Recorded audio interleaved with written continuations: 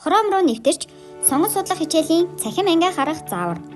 Сурагч та өөрийн цахим сургалтад хамрагдах төхөөрөмжөндөө Google Chrome веб хүчийг суулгана. Веб хүчийг суулгахын тулд дурын веб хүчийн хаягийн мөр дээр хайна. Хайлтад гарч ирсэн хуудасны цэнхэр товчон дээр дарж татаж авна.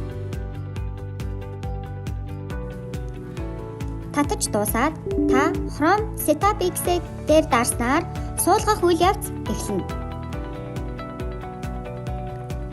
Суулгах дараалал гарч ирмэгц дарааллыг даган үргэлжлүүлнэ.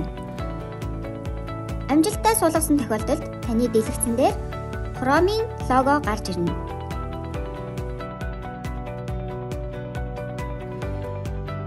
Сурагч та Google Chrome-д өөрийн эрхээр нэвтрэгтэй анги удирдсан багшаасаа авсан @mois edu.cgmn хаяг болон жижиг, том, үсэг тоо холилдсон нууц үгээ хийн нэвтэрч орно.